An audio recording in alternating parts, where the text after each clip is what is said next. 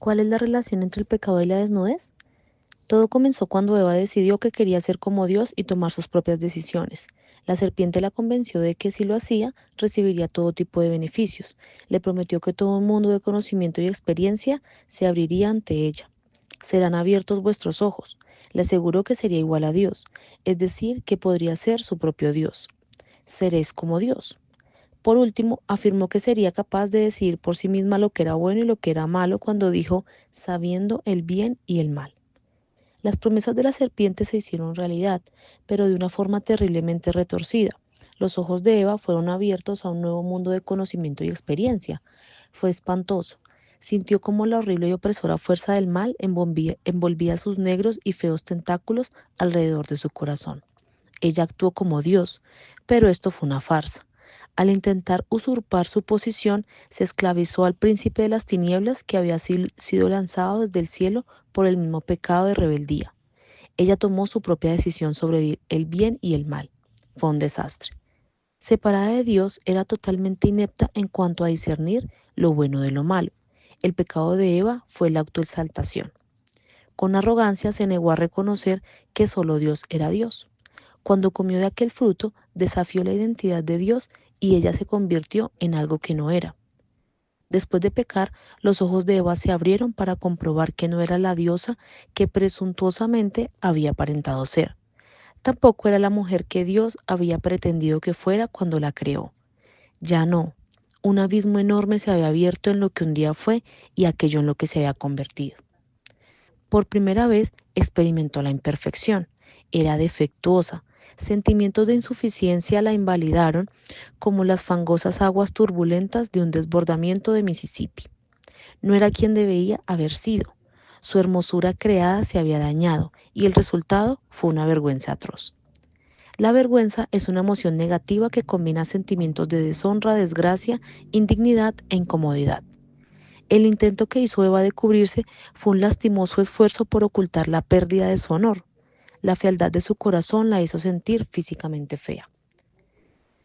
Por primera vez en la historia se sintió sin atractivo, imperfecta, defectuosa, cohibida. Su desnudez parecía demasiado reveladora y apreció su tremenda vulnerabilidad, de modo que intentó esconder la brecha producida entre quién era y quién debía haber sido, cubriendo con hojas sus partes más íntimas y vulnerables. El delantal de hojas que Eva cosió pudo haberla ayudado un poco en lo que se refiere a cubrir la vergüenza que sentía con la presencia de Adán. Después de todo, él también había pecado y se había confeccionado un taparrabos de hojas para tapar su apuro. Sin embargo, ni ella ni Adán pudieron cubrir su ineptitud delante del Señor. Cuando Dios se acercó, ellos se dieron cuenta de que sus delantales de hojas no eran suficientes. Todavía se sentían desnudos. Eva no podía cubrir su pecado. Adán tampoco podía tapar el suyo. Nada podía ocultar la deshonra, vergüenza e incomodidad de su rebelión contra su Creador. No podían esconder el hecho de que ya no daban la talla para el propósito con el que Dios los había creado. Por lo tanto, corrieron y se escondieron de su presencia. La desnudez anterior a la caída simboliza la pureza y la inocencia de los seres humanos delante de Dios. Después de haber caído, representaba su incapacidad de estar presentables delante de Él. Dios hizo lo que Adán y Eva fueron incapaces de hacer, los cubrió para que estuvieran presentables. Derramó la sangre de un animal, probablemente un cordero, y los vistió con su piel. Mediante un sacrificio de sangre, Él cubrió el pecado y la vergüenza de ellos. ¿Ves el simbolismo? ¿Sientes la oleada de esperanza? Las misericordiosas soluciones de Dios para el pecado de Adán y Eva y el intento de cubrir su vergüenza consistió en vestirlos con algo infinitamente más adecuado. La piel del animal sacrificado apuntaba al momento en que Dios sacrificaría a su Cordero, el Señor Jesucristo, para que expiara el pecado, paliara la vergüenza y nos revistiera de su justicia. Génesis 3:21 dice, y Jehová Dios hizo al hombre y a su mujer túnicas de pieles y los vistió. El Señor no fingió que no había ocurrido nada. No le dijo a Adán y Eva que se despojaran de aquellas ridículas hojas y que volvieran a estar desnudos. Sabía que ellos no podían volver jamás a su estado anterior sin pecado. Era imposible regresar a su existencia de desnudez y libres de vergüenza. Al vestirlos, el Señor confirmó que necesitaban algo distinto a su propia piel. Cubrirlos fue la respuesta apropiada a la deshonra del pecado. La vergüenza de su condición caída tenía que ser tapada, no para ocultarla, sino para confesarla y redimirla. Este punto es sumamente importante. El vestir da testimonio de que hemos perdido la gloria y la hermosura de nuestro ser original libre de pecado. Confiesa que necesitamos una cubierta, su cubierta, que expíe nuestro pecado y mitigue nuestra vergüenza. Testifica que Dios resolvió el problema del pecado de forma permanente y decisiva con la sangre de su propio Hijo. Dirige asimismo nuestra atención hacia un tiempo futuro en el que seremos revestidos con vestiduras sin mancha e imperecederas, 2 Corintios 5:3 y Apocalipsis 3:5. La ropa es un símbolo externo y visible de la realidad interna y espiritual. Cuando te vistes de Cristo, Él cubre tu vergüenza y hace de ti aquello que deberías ser. Te ofrece su vestidura para que te vistas y cubras tu vergonzosa desnudez. Apocalipsis 3:18. Él nos cubre y nos hace decentes. Gálatas 3:27. Sin esa vestidura somos indecentes. Se supone que la ropa física que llevamos da testimonio de ese hecho. Testifica que el Señor cubre nuestro pecado y nos hace presentables. Por ello es necesario que cubramos nuestro cuerpo en público. Por esta razón, la desnudez en público es inadecuada. En privado, dentro de la relación del pacto matrimonial, estar desnudo es algo muy bueno. El marido y la mujer están presentables y no sienten vergüenza el uno delante del otro dentro del contexto de su pacto. Sin embargo, cuando están en público, se visten para dar testimonio de su relación del pacto con Dios. Cuando veamos a Jesús cara a cara, Él transformará nuestros cuerpos humildes para que sean gloriosos como el suyo. No obstante, es relevante indicar que incluso entonces no volveremos a estar desnudos. La ropa inmortal e imperecedera sustituirá nuestras prendas mortales y perecederas, 2 Corintios 5:3 y Apocalipsis 3:5.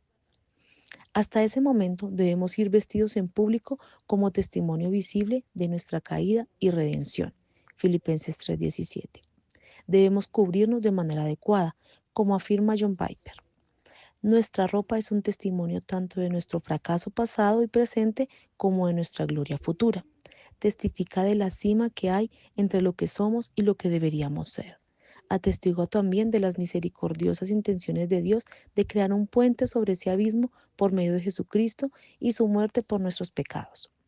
Asimismo, Piper indica, los que intentan revertir esta decisión divina en busca de la inocencia primigenia del jardín del Edén están poniendo la carreta delante de los bueyes. Hasta que todo pecado haya desaparecido de nuestras almas y del mundo, estar vestidos es la voluntad divina como testimonio de nuestra caída.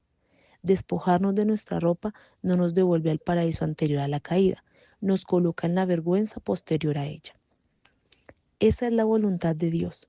Por esta razón, la modestia es una virtud crucial posterior a la caída. Relacionemos esto de nuevo con la pregunta de la BBC. ¿Qué problema hay con la desnudez? Y su conclusión de que las personas pueden y deberían desaprender su vergüenza por la desnudez. Una implicación práctica de la decisión divina de vestir a la raza humana pecaminosa es que la desnudez pública no es un regreso a la inocencia anterior a la caída, sino una rebeldía contra el remedio divino por el pecado. Voy a repetir esa parte. Una implicación práctica de la decisión divina de vestir a la raza humana pecaminosa es que la desnudez pública no es un regreso a la inocencia anterior a la caída, sino una rebeldía contra el remedio divino por el pecado. Dios ordena que la ropa testifique de la gloria que hemos perdido y de su solución para esta vergüenza. Despojarnos de nuestras prendas de vestir en público o llevar ropa que deja ver más de la cuenta añade el insulto al agravio.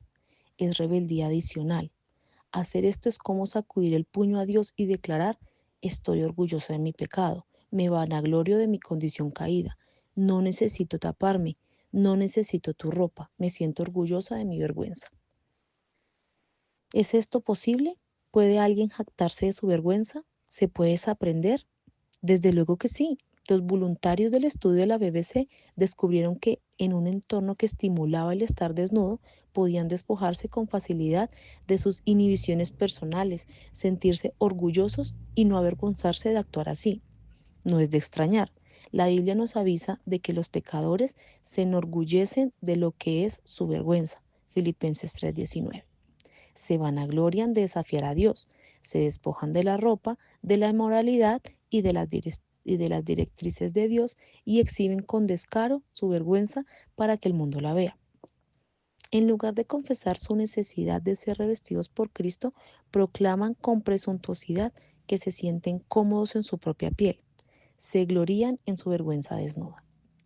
La pregunta no es si se puede desaprender la vergüenza. Esto es posible. La interrogante es si se debería.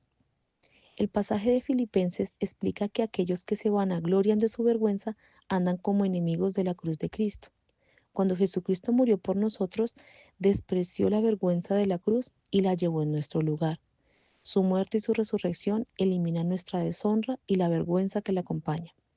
Solo cuando nos cubrimos de sus vestiduras podemos ser verdaderamente libres de la vergüenza y la deshonra. La respuesta adecuada a esta realidad moral no es despojarnos de nuestra ropa y de nuestras inhibiciones y hacerle burla a la vergüenza, sino ser lo más cuidadosas posibles en nuestra forma de vestirnos.